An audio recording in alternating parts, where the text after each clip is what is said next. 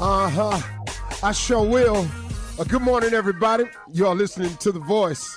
Come on, dig me now. One and only Steve Harvey. Got a radio show. Yeah, I do. Man, God is good.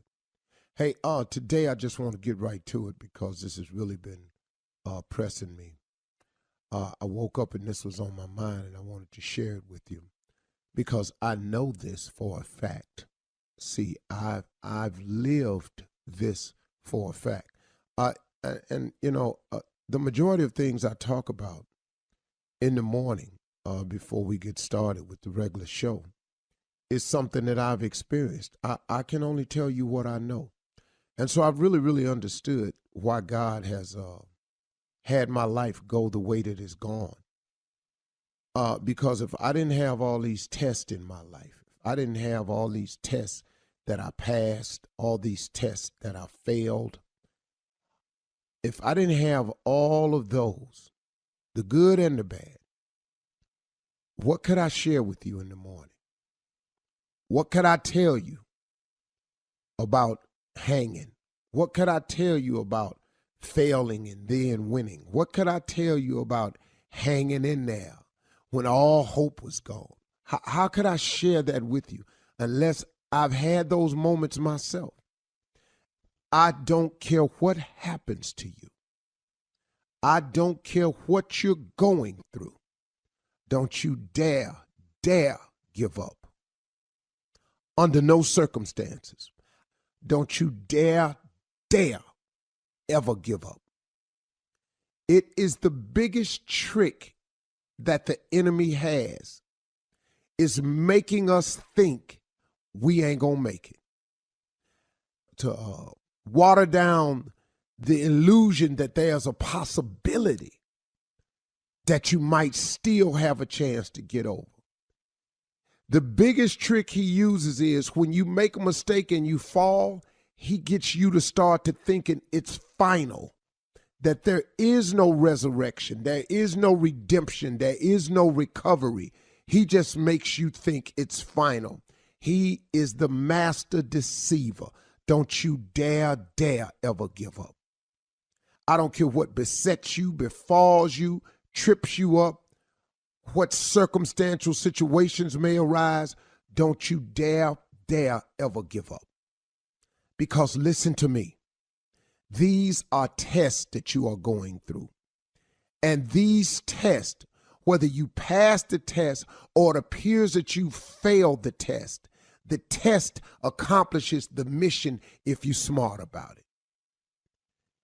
If you pass the test, let's say you're going through a situation and you get over and it goes the way you want it to do, then what you've learned is if you hang in there, there's a light at the end of the tunnel, okay? Mission accomplished. If you fail the test and it doesn't go the way you want it, and it goes the opposite, and it turns out into a negative result, and the response you were looking for is a no. That's not final. That doesn't mean it's over. That doesn't mean it's time to turn back. It simply means that now you have learned a valuable experience. You have learned a valuable lesson. You now know what not to do. You are now, because you know what not to do, another step closer to getting it right. Listen to me. It has to happen this way. You have to have the rain in your life to get the flowers in your life. You got to have the darkness in your life to appreciate the sunshine in your life. You got to have woes and worries to appreciate the joys. It is merely a test. So when you get through failing and you get through stumbling and you get through messing it up, all that's getting you one step closer to getting it right. Oh, my relationship ended. I'll never be able to find another person like that. Not only will you be able to find a person like that, you can find a person that far better than that. if you don't give up. But see, sometimes you got to go through the bad ones to get to the good ones. Don't you dare ever give up. I don't care what happens to you. If you lose a loved one, and Lord knows I've lost some people I've loved dearly with every inch in me. I've lost my mother, my father, my brother, and my best friend. I don't know. I know people who have lost their children. Goodness, man, I can't even imagine that. But they kept on going. What you giving up for? Oh, I got you, miss 'em, and I got you grieving. But I got news for you. Don't you let the devil make you think it's over for you because somebody else ain't still here. It was their time. Now, I'm not trying to lessen the blow for you, but I'm trying to get you up on your feet so you can stop all this, oh, woe is me, because the things that's happening to you, you're not the first person it's happened to. Come on now, let's get a grip. Let's wrap your mind around this thing. You have got to move forward if it's just in memory of those people. I was on one of the commercial breaks the other day, and somebody asked me something, and I forgot the question, but my answer was, I've always wanted my mother and father to be proud of me. And in their absence and their demise, I'm hoping just somehow, man, that they watching me, that they see their boy, that I'm down here, that I'm doing better, that I'm making something out of myself, that I'm loving my wife, that I'm taking care of my kids. I just want my old man to see that about me. You know, I want my mother to see that I'm trying to get my life together over here. You know what I'm saying? I'm trying to be a better person. My mama was a Sunday school teacher for 40 years. She been praying for me for a long time. I just hope, man, and that's all I'm doing, is just hoping that they see me so they can be proud of me. See, you got to understand that when you make these mistakes, that when you fall and stumble and you get it oh so wrong, it ain't over for you. Don't you dare ever give up. Don't stop thinking, man, because it ain't happening just the way you want it to, that it ain't meant to be. Devil, he got so many tricks to deceive you. You know why you're being tested right now? Because there is no testimony without the test. You got to go through something. It's all good, man. I'm telling you. Just wanted to share that with you. Don't you give up out there. I don't care what's happening. Don't get deceived. The victory's coming. But you ain't going to get it if you quit. Hang on, y'all. You're listening to the Steve Harvey Morning Show.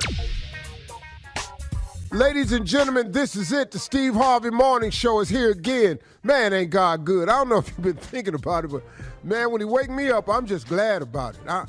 However did today go, I'm just glad I'm here for it to watch it go.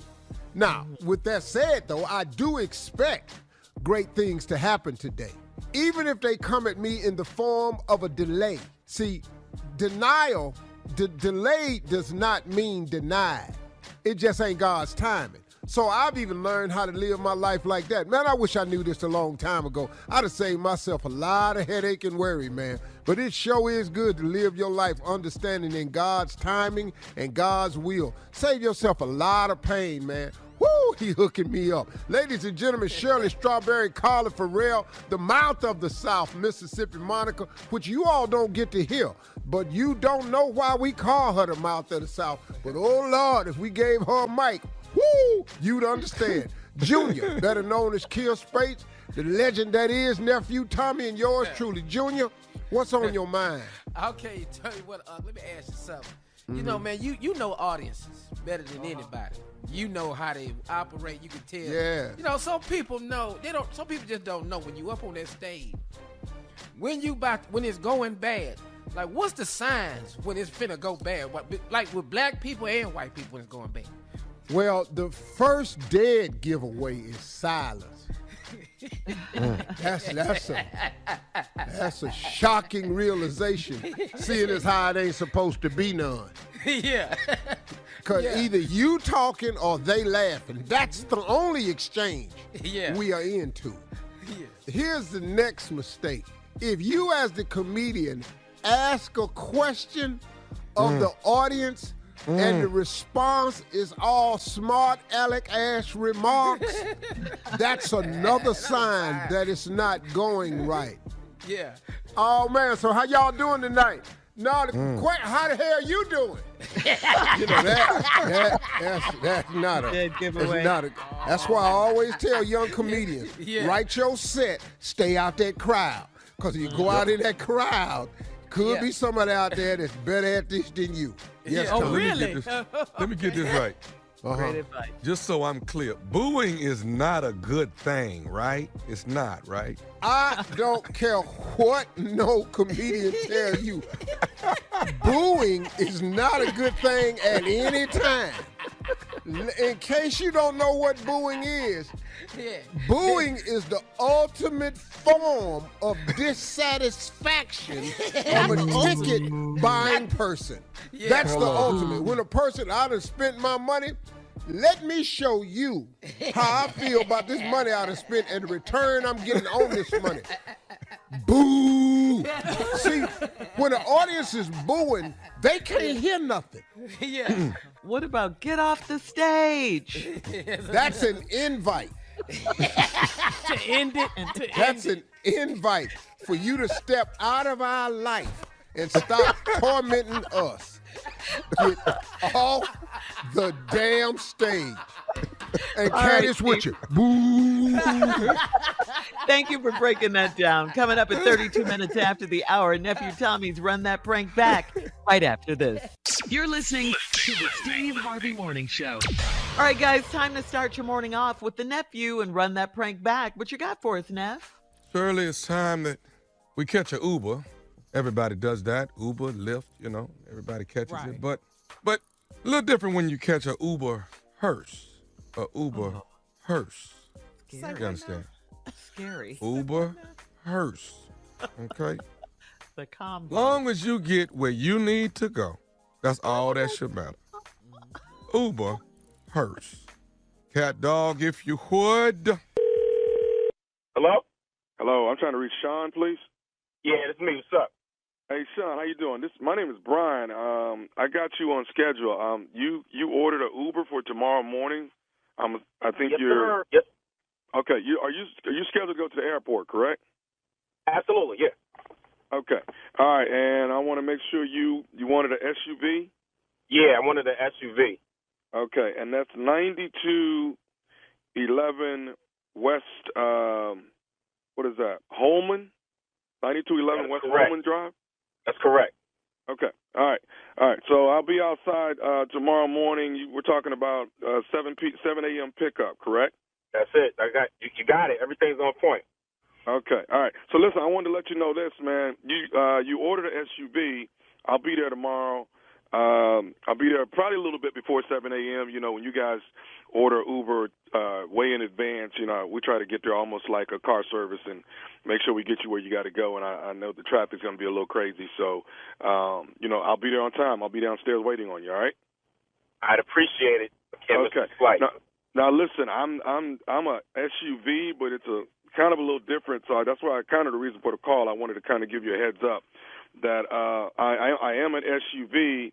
So I just want you to look for the black hearse that'll be outside. A hearse? Yeah. I'll be in a black hearse tomorrow morning at 7 a.m. Okay? Okay. Is it an SUV or a hearse? No, it's a hearse. It's a hearse. Actually, what's happening is I have another drop-off at the airport as well. It won't affect you at all, but there'll be a body in the back. But that has to. We're trying to get that to the airport too. But like I said, and as a matter of fact, it's actually body. Wait a minute, hold on. You with me, man? No. I ain't trying to ride with no body. Well, there'll be a body, but actually, this is costing you less. You know what I'm saying? So you don't have to. Look, man. Well, I'm supposed to lay down next to this son. What you talking about, man? Dude, it'll be. I ain't riding with no body. Hang on, man. Listen, you wanted an SUV. I'm not riding with no body, dude. Are you tripping? Cancel this trip. I'll get another Uber or some I'm not riding with a body, dude. Okay, if you cancel, that's going to cost you $50. $50? Come on, man. You got like I just downloaded the app. Here's the deal. I know for a fact when you cancel Uber, it's $5. I'm canceling, and that's going to be $5. It's not going to be no $50, dude. It's going to be $50, sir. It's different when you have. Look, my man, you can pay me $1,000. I'm not riding with a body. You feel me? No, I understand you. I understand you now, but do you want to get to the airport or not? Look, why don't you lay down next to the body and you drive yourself there with the body, like in the passenger seat? I'm not doing that. Tell me what the problem is. I mean, obviously, you used to driving around with bodies and That's not my thing. You know what I'm saying? What's the problem? I mean, you're going to be in the front of the hearse. You're not going to be in the back. We'll put While your the body's in the back. We'll put your luggage in the back. I mean, that'll be fine, right? Yo, my man, you tripping, man. This is crazy. You calling the wrong with this crazy bull, dude. I'm not doing none of that. What part of that don't you understand? I'm going to get you there on time, sir, but it's going to be in a hearse. That's all the difference is, man. You'll be riding in a hearse when I'm supposed to be laid out in it. You understand? Right now, you got me up. What kind of phone call is this? Well, I mean, what's the problem? Obviously, you're used to rolling with dead bodies and hearses and all that shit. Since when did Uber start rolling with hearses to pick up regular live motherfuckers to get them from place to place? This is some crazy shit. I want you to think, when did you think that it would just be cool as a regular picking up a body and just driving around in the street? I don't know, man. I mean, I got two jobs. You know what I'm saying? I do Uber, and I also, work for a mortuary. So, you know what I'm saying? So, but my vehicle is certified and Uber approved it, so I'm able to use it as an SUV as well. So you calling and you giving rides to live and they don't have no reaction to riding around with a body in the back. Well, sometimes there's people act a little, it's a little different for them. I get it, But like I said, the only reason why I'm calling you, obviously you don't get that because you're trying to hit me with a $50 charge that I'm not going for, and you're trying to get me to ride with a dead body, dude. I'm not doing that. So I tell you what, bro. I'm gonna tell you this right here, and I'm gonna get off the phone. Tomorrow at 7 in the morning, me and Tommy gonna be there. So be looking for us here. Who's Tommy, the body? No. Me and Tommy gonna be there tomorrow morning at 7 a.m. You understand? Just be ready for that. Then you and Tommy gonna have a problem. Okay. All right. Tell that to Tommy though, because see, Tommy don't take this too kindly. So tell it to him in the morning. Who's Tommy? Is he on now? Okay. You don't know who Tommy is? No, I don't. Who the is Tommy? Okay. Do you know Tommy from the Steve Harvey Morning Show? Do you know nephew Tommy? Oh, come on, man. Hey. Oh, man. That's a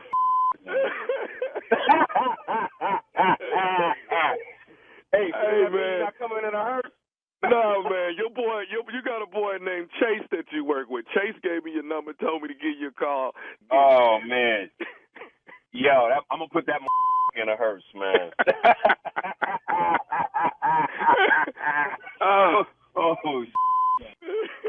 Hey, man, you got to give me one more thing, man. What is the baddest? I'm talking about the baddest radio show in the land.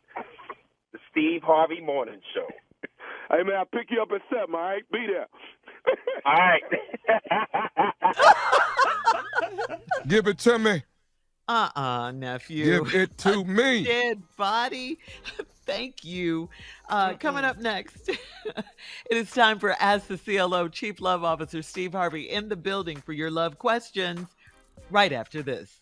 You're listening to the Steve Harvey Morning Show. Coming up at the top of the hour, Miss Ann will have the latest on the horrific subway shooting investigation. We'll talk about that, of course. Plus, in entertainment news, Rihanna has nothing to hide, baby. Nothing. And not that we care, but Kanye was right. There could be another Kim Kardashian and Ray J sex tape out there. We'll talk about these stories at the top of the hour. What? Yeah. A little late for that, though, ain't it? Yeah. Stop it, Kanye. Leave her alone. She has moved on.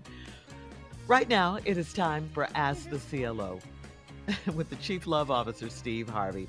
This one's from Kim in Virginia. Kim writes, I'm dating a man that is very spiritual, and he loves to pray before we have sex, which is an abomination. He yells for the Lord during sex and it ruins my mood.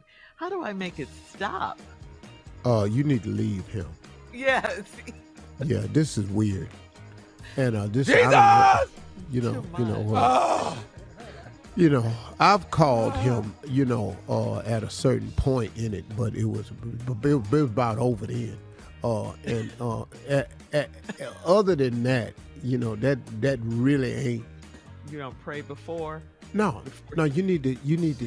What? No, you need to leave him. Y'all ain't even married. Father God! They're just dating. So what you doing? This ain't even. First of all, what's the prayer? If he all that spiritual, he would consider it a sin. Yeah. Now I ain't saying you can't or you shouldn't. You do what you want to do. I ain't making a judgment call. I've done all of it, but I'm just saying. Now, what's the prayer for? Father, forgive me for I'm about to do wrong, but I'm gonna go ahead anyhow. Let me do the best I can. If I'm gonna do wrong, let me do the best in wrong. What is the prayer? You need to leave him. Go ahead, right Shirley. in my wrongness. All right. Michaela in Detroit says, my husband and I fuss and fight over dumb stuff all the time, and it's getting on my nerves. Nothing affects him, and he can sleep like a baby after we've cursed each other out for hours. Does this mean there's no emotional connection for him? No. It just means that men have the ability to compartmentalize. We're arguing. We done cussed. I got to go to sleep because I got to go to work tomorrow. So now let me go on and get some sleep. Now, you, on the other hand, can't hardly sleep. And when you do go to sleep, you're going to wake up just as mad as you was last night. Yes. He ain't gonna remember nothing about it. Because men have the ability to compartmentalize because we've got to move on. Now, I would love to tell you to develop that, but you're not. Develop the ability to compartmentalize. Shut your ass up. I'm sick of this. Man, you don't know what you talking about. Funky thing. Sitting up in here blankety blank to blank, blank, blank. Huh. Ouch. What? Like that? Ouch. He got his mouth wide open. Yeah. He through. Good night. That's too crazy. All right. So you're telling her she needs to get more like him in that instance. It's not I can help you with because men compartmentalize and women don't a lot of times. And so that's the difference in us. We'll wake up and still be mad. Yeah, so that's the difference in men and women. That's not finna change. You can't pray that away. All right. Moving on to Janice in Laurel. Janice says, I'm a 33-year-old female boxer, and I'm dating a guy that is a trainer at the boxing gym. He loves to joke and say he can beat me if he had to, so I don't get the big head after I win a match.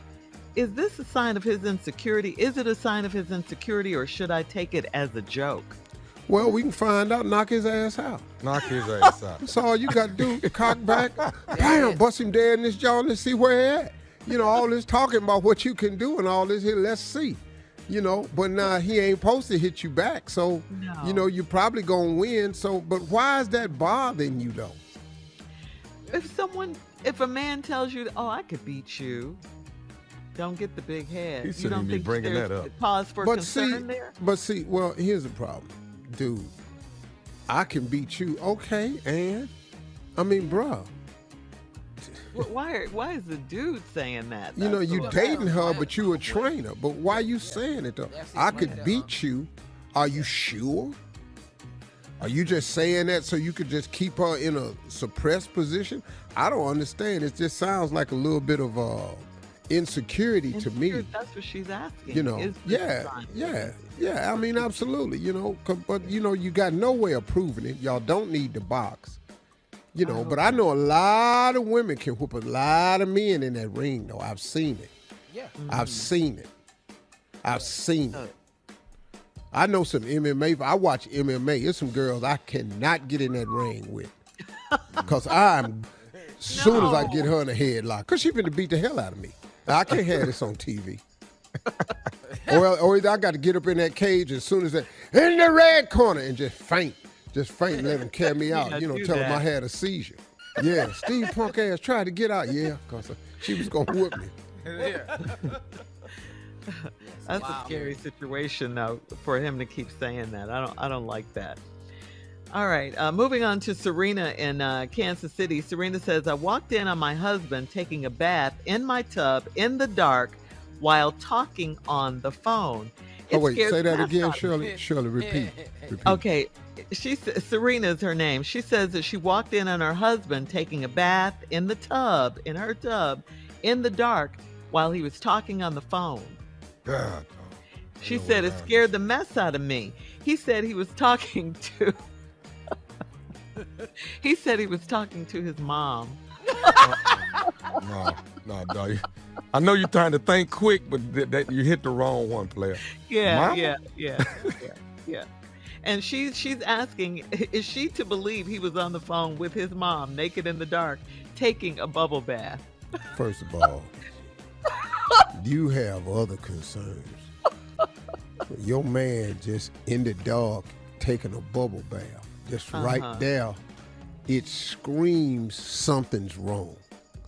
It reeks with something wrong. That's not what we do. We don't take bubble baths in the dark. We just don't. Period. Now, I got soaking, you sore, you've been working out, you got some Epsom salt. The bubble bath in the dark and talking on the phone. See, if you go soak in the bathtub because you hurting or something, that's a quiet time for you. The talking on the phone with them bubbles. Something else was going on in that damn water to keep that suds as sudsy as it was. You know how you swish your hand around in the water to make more bubbles? All right.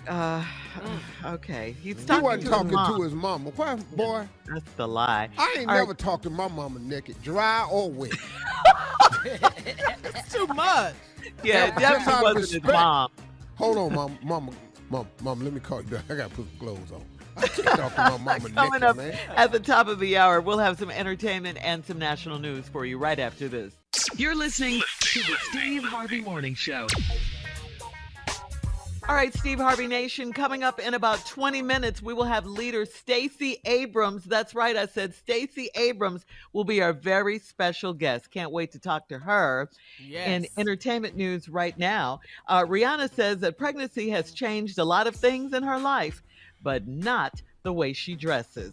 RiRi, who has raised some eyebrows with her barely there outfits, tells Vogue magazine that she won't be toning it down for the rest of her pregnancy. She says, when I found out I was pregnant, I thought to myself, there's no way I'm going to go shopping in no maternity aisle. I'm sorry, it's too much fun to get dressed up. My body is doing incredible things right now, and I'm not going to be ashamed of that. And we see it because she's out everywhere. I'm going to tell you something, belly man. showing. She's straight killing it, man. Yeah, looking beautiful. Rihanna is ripping them with her pregnancy. Yes, she letting them have it.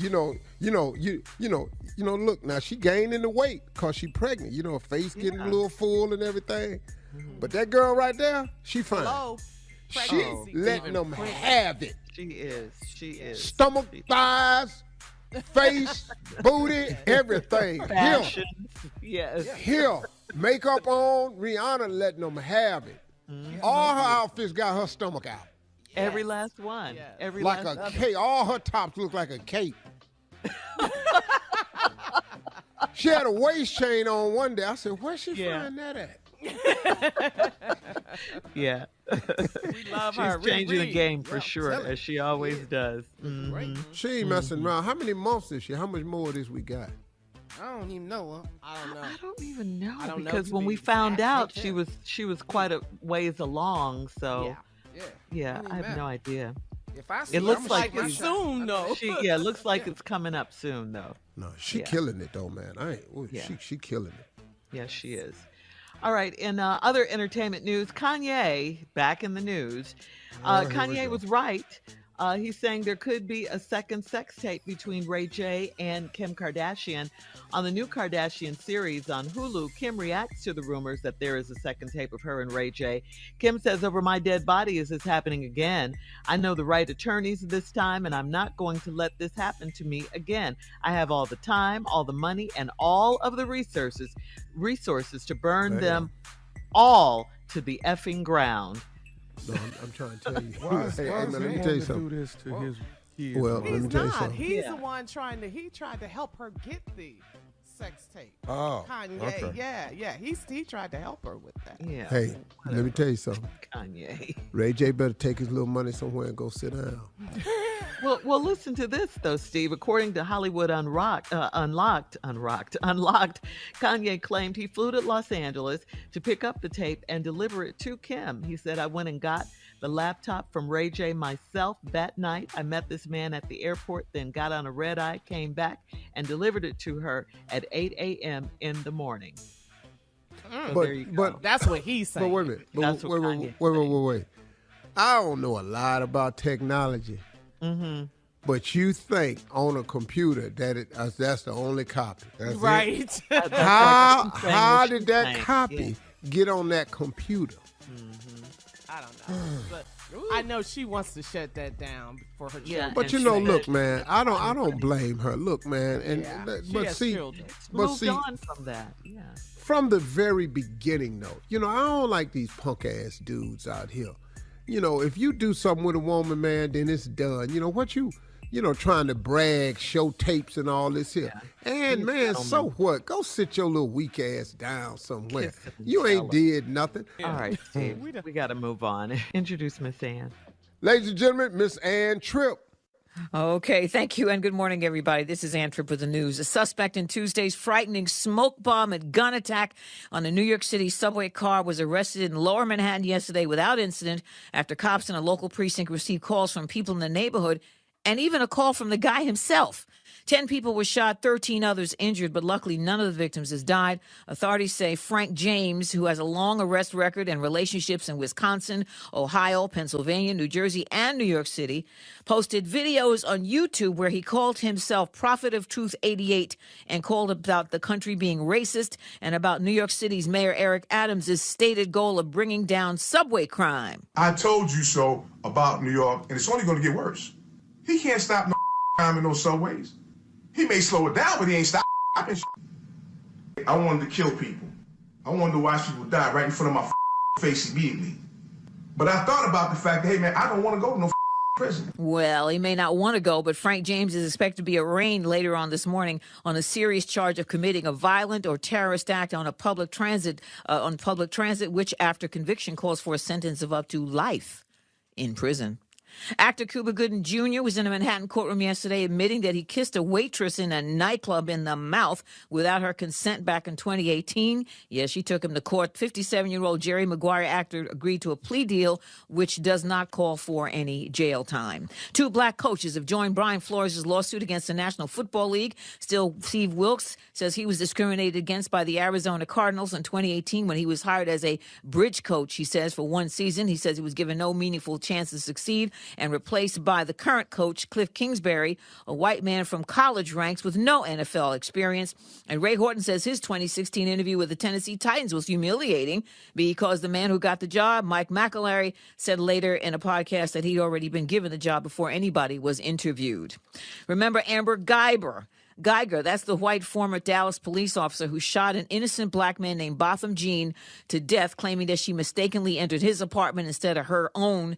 Geiger's been denied her request for an appeal for the 3rd time.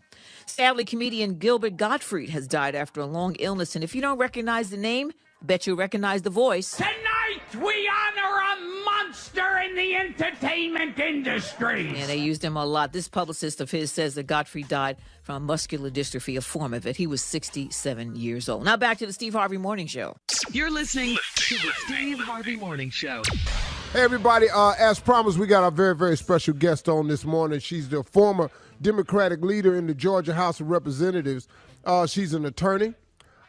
She's a voting rights activist. She's an author. But most importantly, she's now our Democratic candidate for governor in Georgia. Listen to me. She is running as a Democratic candidate for governor in Georgia, and she's joining us to share insights on her candidacy. So let's get to it. Please welcome to the show, leader Stacey Abrams. Yes. Morning. Welcome back.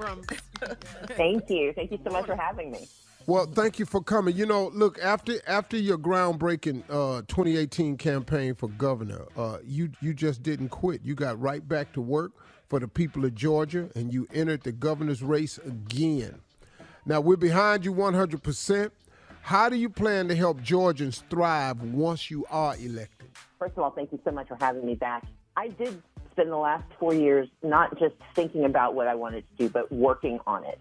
I launched 3 organizations, Fair Fight, to focus on democracy and protecting our right to vote, Fair Count, to use civic engagement to make certain that people were getting the resources they deserve from the census, and the Southern Economic Advancement Project, and we used that to do a lot of work helping people with vaccines, making sure that during the pandemic, communities got the resources they needed. But the reality is that's the governor's job. It's the work of a governor to serve people. And when I become the next governor, my first business is going to be to expand Medicaid in Georgia. That's going to put money in people's pockets and save lives. Medicaid expansion will give health insurance to 500,000 people in Georgia. It will bring $3.5 billion into the state every year. It will create 64,000 jobs. So every time you hear about a jobs program or a new factory coming, imagine if we could create 64,000 jobs by bringing our own money back, because that's what Medicaid expansion does. It makes certain that childless adults, as well as folks who make just a little too little money to qualify for the Affordable Care Act, it gives them all health insurance. And that lifts everybody. It saves hospitals, it saves lives, and it creates jobs.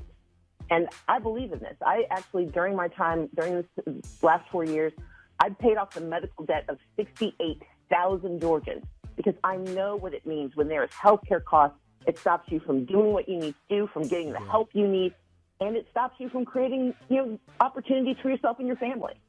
I'm going to focus on education, and I'm going to make certain that across the state, we don't have Atlanta and everywhere else. I'm focusing on making sure we have one Georgia.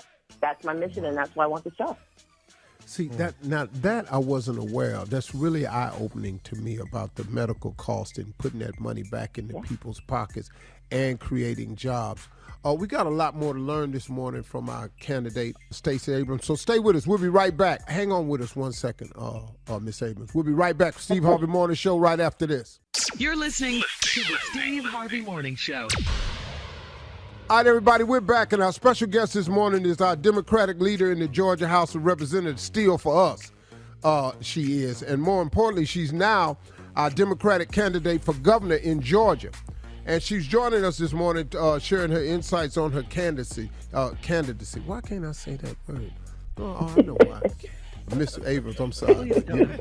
I try not to use words with 4 syllables in it because I just can't keep up that long. We're just here to talk about her campaign and those words I could do. And we're here this morning. You've been brilliant to us here in Georgia. You've inspired us here in Georgia. You led the voting registration causes here and really made some changes. So it's time for us to pay all of this back. Y'all, listen to me. This woman is a hard worker. She's dedicated. And above all else, she's super qualified. And she's got the right ideas for Georgia. And one of the things I wanted to talk to you about was the One Georgia tour that you created. Tell us about the One Georgia tour and the concerns that Georgians shared with you while you were out there on that tour. We launched the One Georgia tour back in March to start going across the state, talking to folks about what they need. When I was in Cuthbert, Georgia, we talked about Medicaid expansion. I met with a nurse whose aunt died because the hospital that could have saved her life was shut down by Brian Kemp during this pandemic. And when I say by Brian Kemp, he didn't physically go down and shut down the hospital, but he refused to expand Medicaid and accept the money that could have kept that hospital open, could have saved those jobs, and could have saved her life. When I went to Warner Robins, Georgia, I talked about what we need to do for our veterans. Our veterans need help when they come home. We've got too many veterans who are living under bridges instead of living under roofs. We have too many veterans who cannot get jobs. And this is a state that should do better by those who sacrifice to protect our freedom. When I was in Augusta, I talked about public education. The fact that, unfortunately, this governor does not have a plan for how we help our children recover from the pandemic, but also succeed going forward. He's doing these one-off gimmicks, giving a little bit of money here, a little bit of money there. We need someone who's going to guarantee that he will fully fund education. And I would say that instead of waiting for him to do it, I can get it done as the next governor of Georgia. And I bring this to the state because I have been a small business owner. I've been a nonprofit leader. I'm a Yale-educated tax attorney. But more than anything, I've always put the people of Georgia first, and I want to do that again as the next governor of the state. Yes, ma'am. Yes, ma'am. Wow. She's so brilliant. Yeah. Let me ask you this. Explain to my listening audience what it is that sets you apart from the other candidates in Georgia's race for the governorship. Right now, the Republican side has 5 candidates. The 2 leading candidates are Brian Kemp and David Perdue. David Perdue is a former senator who was ousted by John Ossoff, who's doing an amazing job, along with Senator Raphael Warnock, making certain that the money that Georgia deserves is coming home for the first time in so many years. But the reality is the difference between me and Brian Kemp doesn't seem to care. He doesn't care about our health care. He won't take action, even though Mike Pence, the former Republican vice president, expanded Medicaid when he was governor of Indiana. Brian Kemp will not do right by our people. Yesterday, he signed a bill that allows criminals to bypass the permitting process and get guns. And we know that this is going to make us less safe. I call it criminal carry. We know it makes us less safe because the permitting process was one of the ways we closed the background loophole in the state of Georgia. 5,200 people applied for this permit in 2020 and were told no because of felony convictions, because of domestic abuse charges, because of mental hospitalization. And Brian Kemp yesterday said, come on in, it's open season. We know that he does not care about Georgia. He cares about power. He cares about the people he likes. And he cares about the people who can give him more power. I'm running for governor because I care about all Georgians, even the ones who don't like me. I campaigned in Duluth. I also campaigned where they filmed Deliverance. I will go everywhere in Georgia because I want people to have the same opportunities I've had. I've been poor. I'm not there anymore, and I want more people to have the opportunity to thrive, to climb the ladder of success. We can't guarantee it for anyone, but everyone should be guaranteed access, and that's my mission. Miss Abrams, hold on one second. We're gonna take a quick break, and we're going to come right back because I don't want anybody to miss this important information. We'll be right back with more of the Steve Harvey Morning Show right after this. You're listening to the Steve Harvey Morning Show. Hey, we're back, everybody. And our special guest is our leader, Stacey Abrams, who's running for governor of the state of Georgia, who we are going to ensure replaces the current governor. Anybody running against her. We're talking this morning about several things. You know, I want to say this about the current governor. You know, when you pass a bill like this that allows people who have traditionally been denied access to weapons, when she says that she's working for people who like her and who don't like her, he works for people who like him, who he likes, and can help make him powerful. And that's people who contribute. Now, I'm just going to tell y'all, the NRA, nothing is bigger than the NRA. They are the hugest lobbyists in this country when it comes to the Republican Party. And that's selling guns. They don't care who it hurts. They're going to keep that Second Amendment alive so everybody can purchase guns and make money, period. That's what this is about. We just stop playing this game, y'all. That's what this is. We've got to get out and vote again and do what we did last year or year before to make things right in this state of Georgia. Georgia has turned the election around for the president and turned the election around in the Senate, and we're going to do it for the governor this time. Sister Abrams, thank you so much. We're going to take care of you. Well, I just want to say thank you, Steve. And if I can add one piece, I believe in the Second Amendment. My father loves to hunt. My great-grandmother taught me how to shoot. I don't have an issue with the Second Amendment. I have issue with people not being responsible. Gun safety is what we are responsible for doing, and we should not put weapons into the hands of people who refuse to take that seriously. And for every person who says, every person who has a Second Amendment is a law-abiding citizen. I remind you of the 2 men or 3 men who murdered Ahmaud Arbery. I remind you of the people who use vigilante justice because of the stand your ground laws. I remind you of the fact that Georgia is one of the top states for moving weapons into the hands of criminals. Georgia should be leading the way, protecting our people, not making us less safe by expanding who has it. And to learn more about my campaign and more about how you can help, go to StaceyAbrams.com. You can learn about my policies. You can learn more about me and my story, and you can learn how you can help because we need everybody in this campaign with us. And you got it. Ladies and gentlemen, StaceyAbrams.com. Everybody, StaceyAbrams.com. Sister Abrams, thank you so much. We're going to take care of you. We wish you the best. Thank you so much, Steve. Thank you to everyone. I appreciate you guys having me. All right, we want to thank leader Stacey Abrams once again. Go to StaceyAbrams.com for more information. Nephew, it is your turn to step up to the mic and give us today's prank phone call. We're going from that to stupid? Yeah, that's how y'all want to do that's it? That's the crazy segue. We All know. you got. Sorry. Transition. Let's go then. Are your lights on? Cat dog, if you would. Hello, Hello? I'm trying to reach a. Who's calling? They call me Pepper. I live. I think I actually live in an apartment behind you. I think our apartments are up against each other. Are you in unit? Who want to know? Actually, I want to know. I'm calling you. I got a little bit of a problem. I actually live in which is the apartment that's our apartments are back to back with each other, and I don't mean no harm, man. But you are though, right? Yes. Okay. Here's what's going on. It took me a long time to try to figure this out. But when you come home in the evening and you turn your lights on, my oven and stove come on.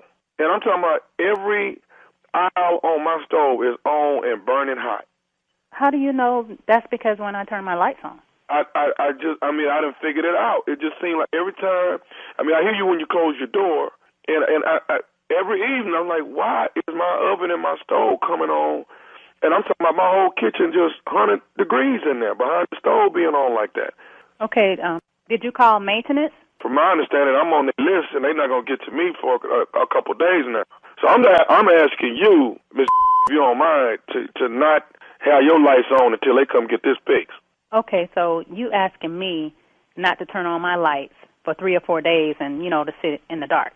Well, I'm just saying, it's only going to be for a couple of days. I know it's a little bit of an inconvenience, but, I can't be over here in the house, damn, they're about to burn down. Are you listening to what you're saying? You're asking me to sit in the dark. I got a baby. I can't sit in the dark. Okay. Do y'all have any candles or something y'all can work with or something like that? I have to give my baby food, milk. Really, you want me to sit in the dark and you don't want me to turn anything on. I got to feed my baby. I understand, and much respect to you and your child. Much respect. But what I'm trying to explain to you is, we have to look at the big hazard here. The bigger hazard is that I'm over here with fire on. Okay, first of all, where are you getting this we from? How am I involved in your situation? I have nothing to do with what's going on in your house. Your lights is patched in some kind of way to my oven and stove. Okay, but I don't have anything to do with that. You need to call management or maintenance or whatever, but I don't have anything to do with that. And I want to know, how do you know when I get home and turn on my lights? Are you looking in my window or something? Are you a peeping Tom? Do I need to call 911? You don't need to call nobody on me. Now, what we need to do is get somebody over here and fix this oven and the stove. That's what we got to get done. But until then, right now, you can't turn them lights on. Oh, I'm turning on my lights. Okay. I know you ain't trying to regulate what I do in my house. Listen, I'm going to tell you just like this here. I'm going to need you to keep them lights off until maintenance get over here in 2 days. Now, if I see this stove come on and all these eyes on this stove come on, then I'm going to come back over there and we're going to have to rectify the problem. But I cannot have this coming on. So you threatening me now? I'm not. No, I'm not. No, I am not. I'm telling you not to turn the lights on. That's what I'm asking you to do. Well, I can't sit in the dark, and I'm going to turn on my lights. So, you're going to have to deal with it. No, I'm not going to deal with it. You're going to have to actually turn the lights off. Now, I understand. Do you have somewhere you can go stay? Oh, me? Do you have somewhere you can go stay? I'm not leaving my house. I don't have a problem. You're the one with the problem. I'm not finna leave here and then you turn it on and then And if you come over here and knock on my door, you think you see fire in your stove. You're going to see some fire. I can show you some fire. Okay, listen. I'm trying to work with you as calmly as I can, okay? You're not trying to work with me calmly. Okay. The only thing you're doing right now is you're trying to tell me what to do and run my household. Okay, if you're not going to work with me, then this is what I'm going to do. Because I already found out where the breaker is. I'll just go and just turn all the power off. So you don't have your power on at all. Wait a minute. What the No, you can't turn my breaker off. Are you crazy? I got to do what I got to do. I can't start no fire around here. How you get my phone number anyway? I mean, how you know my name, my number, all that? You know what? My about to come home, and he going to put the foot up your I don't care if he put your in the oven, and we set your on fire. What the you talking about? You going to damn turn the breaker off. Hey, hold on. I'm trying to sit over here and prevent a fire for the whole complex, and you up in here trying to commit. This is like arson for you to turn that on. I don't give a You already got a problem, so I'm just going to add fuel to the fire. You call me. And again, I want to know how you got my number. Look, I'm not going to sit here and go on this little small talk. I mean, with you. The problem is that we got a problem with your switch. When you turn it on, my oven comes on, and all the aisles on the stove come on. Problem, and it's about to be a bigger problem when my man come over there and put a foot up your I don't know who the you think you with, but it's about to be on. Who you think you call the wrong I don't know how you got my number, but you called the wrong today. Okay, fine. I got one more thing else I need to say to you. Is you listening? What you got to say? Because I'm tired of listening to you. Are you listening? You ain't said I want to here today. You calling me with all this. Here it is. This is Nephew Tommy from the Steve Harvey Morning Show. You just got pranked by your husband. Are you? Wait a minute. Hold up. This is who? This is Nephew Tommy from the Steve Harvey Morning Show. Your husband got me to prank phone call you. Are you serious?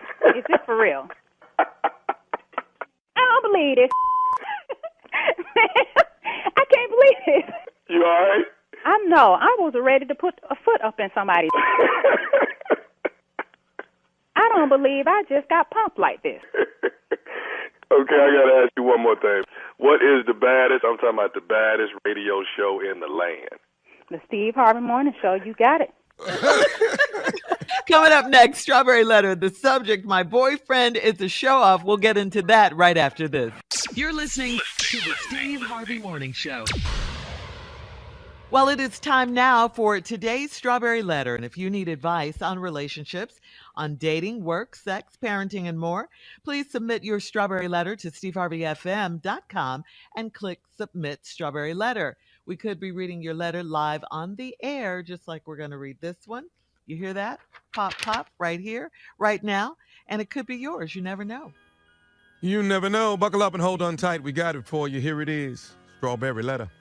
Thank you, nephew. My boyfriend is a show-off. Dear Stephen Shirley, I've been married for almost 9 years to a man that would rather buy me things than talk to me and spend time with me. We have a boat and other water toys. That's how he spends his time. I can only imagine how women must flock to him when he's at the lake because I can smell their scents on him whenever he does come home. It's all fine and good because I've got a maintenance man on the side and he keeps me occupied if I need company. I am growing really fond of this guy, but I've had to pull back from him a little bit. He calls himself my boyfriend, and I'll always correct him. He has hinted that my husband is probably a cheater in hopes that it will make us closer. I can see through the BS, and I don't like when men gossip, but this guy is special to me, so I overlooked it. What I can't deal with is how he tries to one-up my husband in everything he does for me. It became obvious over the Christmas holidays when my husband sent me to the spa for an entire day. I was unavailable to my maintenance man for hours, and he was losing his mind. So a week later, he sent a massage therapist to my house while my husband was there. Damn. My husband gave me a diamond pinky ring for Christmas, so he turned around and got me a bigger diamond band for Valentine's Day. I can't tell my husband where the gifts come from, and I can't explain to my coworkers why my office is always full of fresh flowers. I've asked my maintenance man to stop being a show-off and stay in his lane, and that really hurts his feelings. I think he's hoping he can woo me away from my fabulous lifestyle and marriage, but that will never happen. How can I tell him he's ruining the fun in our relationship? Rules, man. Rules. What are you doing? Seriously, what are you doing? You have a husband, you have a boyfriend, and you need help from us with what? I'm trying to figure that out. It's not like you're trying to fix your marriage or anything, because you already said in your letter you can smell other women's scents on him, talking about your husband, and it's fine and good. It must be because why aren't you out on the boat with him? You never mentioned that. You left that part out. Why you aren't spending time. I know you said he doesn't talk to you and all that, but something must be going on. Why, besides that, why you don't go out there or anything. You just let him go. I think you love the attention you're getting from both of these men. I think you love the gifts, and I think you're playing a dangerous game here. And listen, please don't be stupid for 1 second and think that the grass is greener on the other side with your side piece. I think he'll continue his generous gift giving until you decide, if you do, to leave your husband. Then all that's probably going to stop. He's in competition with your husband. He's trying to woo you, like you said in the letter. You're the pawn here, not the prize. This game won't be as exciting if you leave your husband, okay? So please don't give up what you're already calling your fabulous lifestyle and marriage.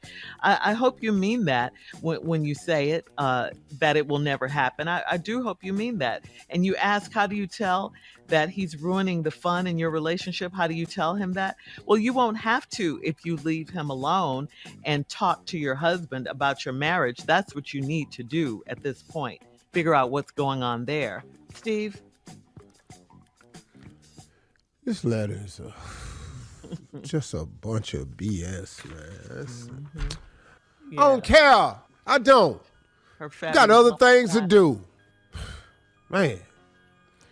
Trying to be a good grandfather now and all this here, trying to talk sense into my kids and all. I ain't got time for this lady and this mess she done created. My boyfriend is a show-off. Why do you have a boyfriend? Let's just start there. We got a whole letter that don't even have to be a damn letter. If you would just fix the problem, you can't, I've said it 1,000 times, you can't fix what's wrong in your house, outside your house. You've been married 9 years to a man who would rather buy you things than talk to you and spend time with you.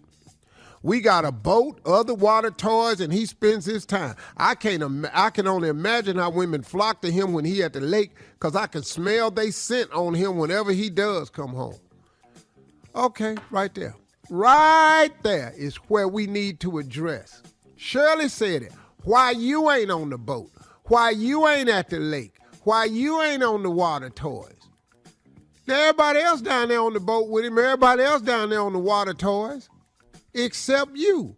He come home and he got the scent of women on him, and it's all fine and good because I got a maintenance man on the side that keeps me occupied. Well, y'all even. Case closed. Case solved. He doing you doing him. He do wrong, you do wrong. Case closed. End of letter. What you inviting us in this for? Your correction to the problem is to get a maintenance man on the side.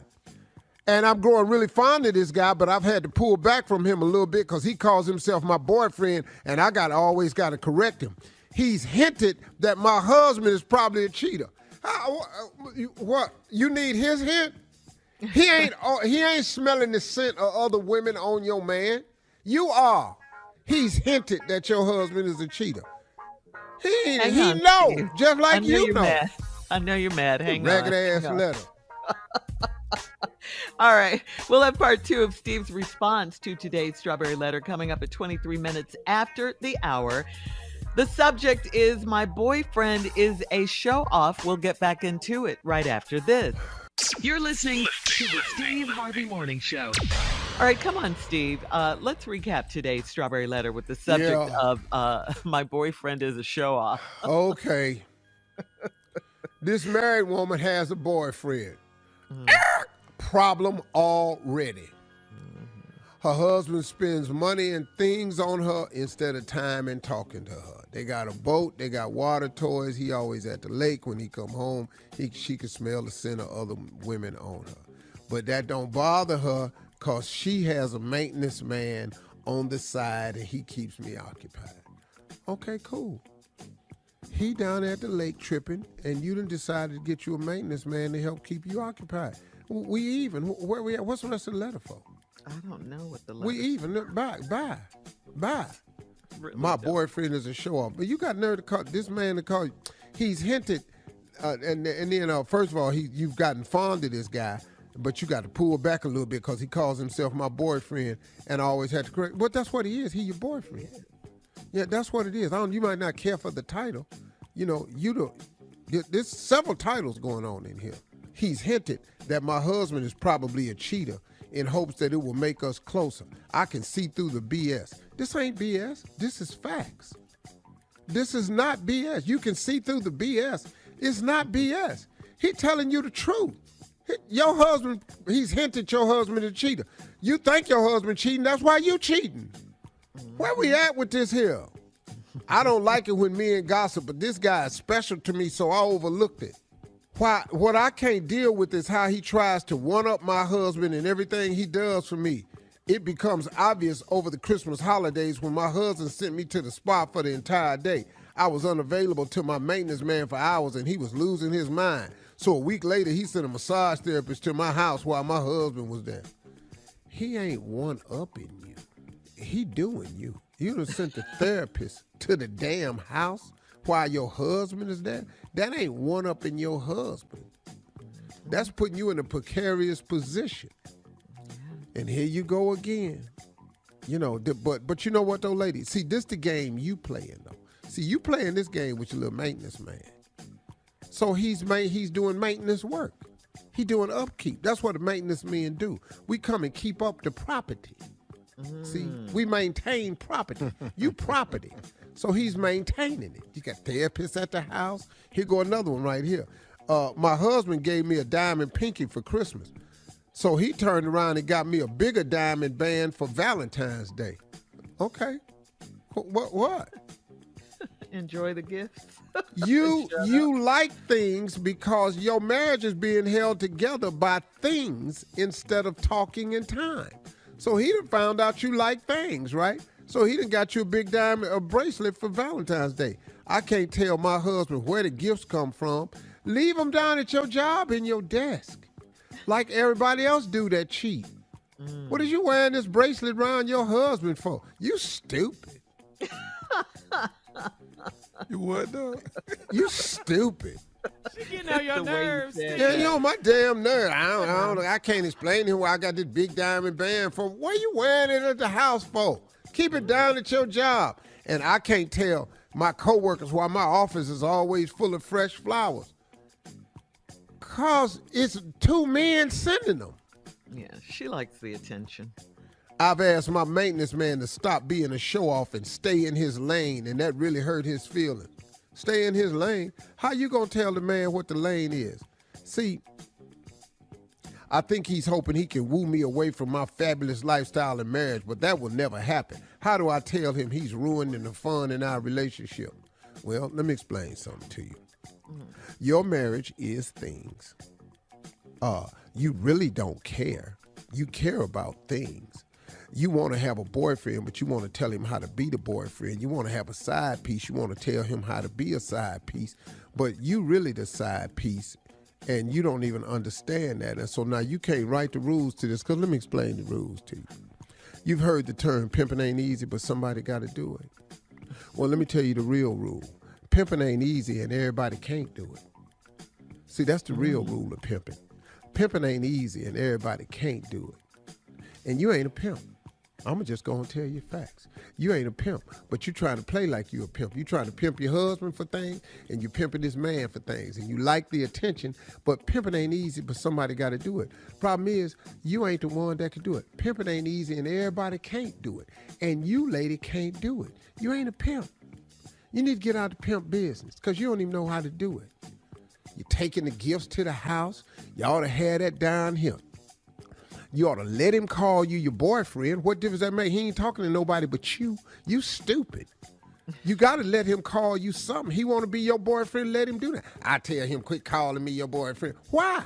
He ain't talking to nobody but you. Now, if he posted on Instagram, we have a problem. So he got the title of boyfriend. So it's pimping. That's what it do. So you want to be the girlfriend? You telling it to me? Go ahead. I don't like this letter. I'm sorry. I want to apologize to everybody listening. Because don't nobody listening, driving to work, at work, at their house, don't nobody give a damn. We don't care what happened to you or your little ragged ass marriage. I hope you get a divorce. I hope both of them spot you. I hope the therapist tail on you. All this here. I hope the flowers get sent to the wrong house. All of it. You make me sick. All right, listen, we're going to wrap this one up, Steve. Thank you. Post your comments on today's Strawberry Letter at Steve I hope Harvey. you get caught today. Instagram and Facebook. Check out the Strawberry Letter podcast on demand. Coming up at 46 minutes after the hour, it's Junior and Sports Talk right after this. You're listening to the Steve Harvey Morning Show. It is time now for Junior and Sports Talk. What you got, Junior? All right, Shirley, well, it's a big day in sports today. Happy Jackie Robinson Day. It's his 75th anniversary of Jackie Robinson's breaking the color line in Major League Baseball. It happened on April 15, 1947. Man, can you believe what it was like for Jackie Robinson to have teammates not even support you, to be called the N-word every stadium you walk in, to be told you can't stay at this hotel, and to be the first to do it. Now, he was the National League MVP in 1954. He played 10 years. He was Rookie of the Year in 1947. Also, Jackie Robinson's use of nonviolence and his talents changed the traditional basis of segregation. Uncle, what do you know about Jackie Robinson, Uncle? Have you ever met him? What? Well, I just asked him. What? Have you met Jackie Robinson? He met everybody, Tommy. Why is he I ain't met Jackie Robinson. I ain't meet Frederick Douglass. I ain't met Satchel Paige. I didn't meet Harriet Tubman. Harriet Tubman? Did I meet Jackie Robinson? Boy, I ain't meet Joe Louis. I know a whole lot of people I ain't met. I ain't met Jack Johnson. What is you asking me? You the oldest on the show, I ain't met no damn body. What the hell are you talking about? I just was asking. You the oldest on the show, ain't you? You're supposed to be doing sports. What did you always walk back down civil rights movements for? Well, it's Jackie Robinson Day. That's why we Jackie Robinson Day. I don't know no Jackie Robinson. Just get back to I know Jackie Robinson. What? But why is you offended? Like, I know. You ever met Marcus Garvey? No. I know what the hell you taking me back down memory lane like I started civil rights and everything. But you the only one on the show that was born during segregation. That's why I asked. Hey, did you meet? Well, damn, I ain't met Nat Turner either, but I heard about it. What about Satchel Did you meet Paige? Paul Robeson? You met Paul Robeson. Did you meet Paul Robeson? Who? I don't even know these people, man. Quit asking me all these questions. Okay, well, Unc, you just... Not finna be the thing. You just sports is what you do. This is a sports topic. Just ask This me. ain't sports. You all down memory lane and stuff. Did you meet Dr. King? Boy, you got killed in 68. I was 11. Saw the funeral on TV. No, I ain't met no Dr. King. What he gonna meet me for? We can go up here to the Parkwood Elementary and see little Steve. I'm sorry. Okay, I didn't know. I just asked. What about Harriet Tubman? Man, you probably know Malcolm X. Nope, don't. I'm sorry, man. I didn't know. Sitting up in here, man. He said, did you meet Jackie Robinson? I just wanted Jackie Robinson. You met everybody. I couldn't breathe. You ever sit down and talk to Sojourner Truth? No. No, I haven't. Hey, man, y'all just do sports. Coming up at the top of the hour, we'll check Steve's voicemail at 877-29-STEVE right after this. You're listening to the Steve Harvey Morning Show. It is time to check Steve's voicemail, and if you would like to leave Steve a voicemail yourself, call him at 877-29-STEVE, 877-29-STEVE. You can hear your message on the air with us. Steve, we are ready to go. Let's go. This caller is from New Jersey. Her name is Holly. Hi, Mr. Harvey, Miss Shirley, Tommy, and the rest of the crew. I really do love listening to you guys. My name is Holly. I'm calling all the way from New Jersey. I have a question for you, Mr. Harvey. I know you have a blended family, and I'm supposed to have a blended family, but I don't. And the reason I'm saying that is because my husband of 10 years have kept his children away from our home, our relationship, and it has gotten to a stage where it's so very toxic. In a nutshell, my husband have moved to the sofa since February of this year, and it's a lot of tension and what comes with that. Anyway, my question for you, how should I handle this? I'm actually thinking of going south because I've tried getting him to counseling, and he bluntly refused. And at this stage in my life, I need my mental health. I have 2 adult boys. They just graduated from college, and I don't think I want to put up with living like this any longer. I would greatly appreciate your advice. Thank you and have a great day. God bless. Well, I mean, ma'am, you got me in a precarious position, but I would have to go along with your initial thoughts on this thing right here. I personally don't understand. Look, you're not going to blend this family. He keeps them apart. You're working for something that he ain't trying to make happen. You got tension in your life. Life is too short to live like this. Your children are grown. You never mentioned how old his were, but, you know, they might be grown too. So just go on about your business. You want to go south, go south. But you can't make nobody do something they don't want to do. You can't get a person in therapy that won't go to therapy. You can't make a person do right that wants to do wrong. You can't make nobody love you. So take your fine self on south. You ain't got to worry about it. You know, you've done your job raising your kids. If he don't want to include his kids in the process, I'm kind of be inclined to agree with you without knowing any more about the situation. But I'm not a proponent of living in unhappiness. I'm not a proponent of living in misery. I get out in a heartbeat. Well, more than a heartbeat, I really do think it out quite thoroughly. But once I think it out thoroughly, I'm gone. Okay. You might think it's a heartbeat, but it's a lot of years. It take years for me to come to the conclusion. Not about you. Well, I just want her to know the process. If it's been a long time, I'll probably just go on a walk. You'll be a lot happier sitting in the room by yourself somewhere. All right, next caller. Thank you. Next caller. This caller is Keisha. She's a young lady from North Carolina, Steve. Hey, Steve Harvey. This is Keisha Woodard calling from Charlotte, North Carolina. I was just calling. I'm young, but I listen to your radio station all the time in the morning, and I keep it on all day. I love y'all radio show in the morning. Like, y'all have me rolling in the morning. Like, I can't even stop laughing sometimes. But I just want to say thank y'all for the laughs, because some mornings I wake up, I feel bad and down and out. But when I get in the car and listen to y'all, my joy just come out just listening to y'all, and y'all just make me laugh, and sometimes I just need that throughout the day. But thank you so much for that, and keep doing what y'all doing. All right. Well, I mean, we appreciate that, Keisha, and that's what we try to do on this show. We try to provide uplift and entertainment. But listen to this, though. When you wake up in the morning, to offset waking up on the wrong side of the bed, wake up and go down a list of everything you have to be thankful for, and that will help you get your mornings off to a much better start. I know it does mine all the time, every day usually. So that's my suggestion. But we on the morning show, this is what we do. Thank you to every component of the morning show, all the players on the show. It's what we do. All right. Coming up at 20 minutes after the hour, we got Carla with music news right after this. You're listening to the Steve Harvey Morning Show. All right, Carla is here with music news. What you got, Carla? Coming in hot. Well, this time last year, we talked about this last month, but this time last year, Easter Sunday, Steve Harvey, hosted the Verzuz battle. It was the Isley brothers versus Earth, Wind, and Fire. It's been a year, right?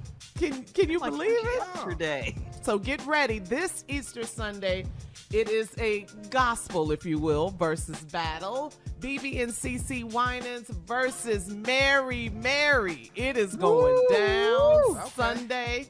Yep. So we'll be watching. Get some church up in your life versus battle. So I like that. That's a different spin on it. Yeah.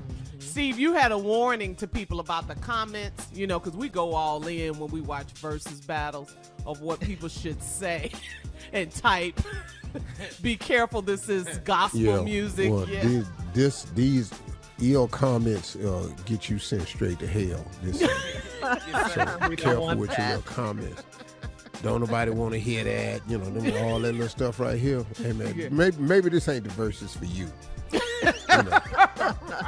You ain't been to church in a while and you don't really, understand what that is, Might not be a good verses for you. Sit this one out. I'm just saying. There you go. This ain't the time to troll. Right. All right. Thank you, Carla girl. Coming up at 33 minutes after the hour, we'll play a round of Would You Rather right after this. You're listening to the Steve Harvey Morning Show. It is time now for a round of Would You Rather. Right off the bat, would you rather sing your favorite song on stage? You know how you like to sing, Steve. Would you rather sing your favorite song on stage all by yourself in front of an arena full of people? Or would you rather sing it just in front of the original artist and singer alone? Which one? I've done both of them. Yeah, I don't know what y'all talking about. I bust out from an arena full of damn people singing my ass off. I done had artists on the radio singing their song in front of them. Don't sound nothing like them. Yes, he has. Which one you want? On stage. Dog, I sang Adore at the Apollo Theater at a special event. I remember Gladys, what's her? No, Gail. Gail King was sitting in the middle, just looking at me like, I know he ain't. You were singing. You were singing your. I just went out there and just sang Adore. Prince song. But the emotion I had in it moved the crowd. I know I don't sound like it. Right. But the emotion of it, the way I know the words, man, come on, please. You killed it. Dog. Yeah. You won Gail King over? Yeah, convinced. Man, keep score for yourself. Steve won, crowd zero. Go ahead, Shirley. Yeah, all right, would you rather have the hiccups for the rest of your life, or always feel like you're about to sneeze, but you can't? B. You like that feeling we just can't hiccup. Right in the middle of everything, I keep hiccuping. Yeah. Come on now. Them hiccups. Especially as an adult, they're so annoying. But see, that fitness sneeze. Yeah. See, but that fitness sneeze feeling, I ain't got to worry about that. I ain't finna sneeze or whatever. Okay. But that hiccup all the damn time, I ain't gonna be able to work or nothing. Might be so mad at myself in the middle of a joke, hiccup. Time and be throwed off, hiccup. I ain't finna do this. Yeah. All right. Would you rather sell all your possessions and hit the road in an RV, or would you rather have everything you want at your fingertips and never be able to travel? B. Where you rather say it again. Okay. Would you rather sell all your possessions and hit the road in an RV, sell everything, hit the road in an RV, or would you rather have everything you want at your fingertips but never be able to travel? Well, let me explain something to y'all. Let me just clear this up so nobody got to guess. I've done A. I didn't sell all things. I lost everything. I hit the road in a car, not an RV, so I've been there. I do not recommend that. Get everything you want at your fingertips and don't travel. Hell yeah. I ain't got to travel nowhere. I just stay around Atlanta. I'll be all right. All right. That's today's round of Would You Rather. Thank you, guys. Coming up next, our last break of the day, and at 49 minutes after the hour, some closing remarks from the one and only Steve Harvey right after this. You're listening to the Steve Harvey Morning Show. All right, it is time for closing remarks. You know that, how we do it. This is our last break of the day. But Yeah, well, before we do that, I want to talk to Junior. What's wrong? You know, you Junior. upset? What? Just, that damn sports segment, where you was doing, it was Jackie Robinson Day, and then you asked me, did I ever meet Jackie Robinson? I was good. I ain't get here to the 80s. I didn't know. I just figured everybody. But what is you just picking all old ass people that I should know? I just assumed. So you think cause I just met every damn body? Yeah, because I've been around. I've seen you meet all these people. Like did you ever meet Cab Calloway? Yeah. Minnie the Moocher? No, I ain't met no Cab Calloway. I ain't meet Ella Fitzgerald either. Wait. Yeah, Why is you offended? Shocking. But you know what? When you picking all these old ass people I'm gonna meet, I can't tell you the people I ain't met. Might be a little shocking to you, but I wasn't at the Last Supper. I know that probably throwing you a little bit, but I wasn't there either. Okay. Look close at the picture and see if you see me. Don't ask me about every critical event in history and then put me in it. Why is you upset though? Why is I'm upset? You the oldest on the show. I just asked it was just a question. You ain't got to take it like that. I respect you. He taking it the wrong way, Junior. Yeah, he taking it wrong. It's just a question. You can So say you didn't no. know you didn't know Christopher Columbus at all? What? Look at Tommy getting in it. Yeah, man, we ain't know this gonna upset you. We don't like him though. No, I mean, man, just don't be going down all through black history and just marking me down like I was there. I bet Unc knows him. You got to. I just thought about it. So Marcus Garvey. Yeah. I know you know Marcus. You had to. I had to. Not you had to. You the oldest on the okay. Just simply because you don't know nobody but Jodeci. Let's just try to stop making me know everybody. It ain't got to be that way. Okay, so so let me ask you. I know you was at the Million Man March, right? I was at the Million Man March. Okay, so that's why I asked you, did you know Jackie? Because it's civil rights movement and stuff like that. I just asking. You was there for it. Hey, let me tell you something else. I know this gonna throw y'all. I was not on the bus the day Rosa Parks refused to get up out her seat. I wasn't on that damn bus. I wasn't waiting at the bus stop. I wasn't going, man, we're taking the bus so damn long. Ooh, she better get up and let that white man sit down. I wasn't over there making none of them damn remarks right there. Yeah, I wasn't down there for none of that. I missed that too, Junior. Okay, I know you think, Cause look, let me tell you why I thought you knew Jackie Robinson. Because you the most famous person I know. That's it. You the most famous person I know. All so famous people don't know. The speech, the greatest speech of all time, the I Have a Dream speech. Yeah. Oh, yeah. 1964 at the Mall on Washington. Yeah. I was alive then, but you know why I wasn't there, Junior? Why you wasn't there? Because my mom and daddy wouldn't let me ride my bike all the way to Washington, D.C. That's why. Because you was a child? Because I was 7. Now, what you going to do is stop marking me down all these great black moments like I was there. Okay, I'm sorry. I didn't know. I just, I'm the No. Because all I knew, every time I know you've been a grown up the whole time I've known you. Yeah, hey, guess what? I ain't even think about you being Hey, when Wilt Chamberlain, this is sports, you like sports? You know when Wilt Chamberlain scored 100 points, I wasn't there for that. Gee, I don't know every damn body. Okay. I appreciate you thinking a lot of me, but I just don't know every damn body, every damn thing. I wasn't at all the events. You do appreciate that, huh? I do. I'm sorry. I ain't gonna make that mistake. God. I learned something today. That's what I learned. You don't know everything. Steve doesn't know everyone. But you did walk over the bridge, though, right? You was at the Pettis Bridge? Yeah.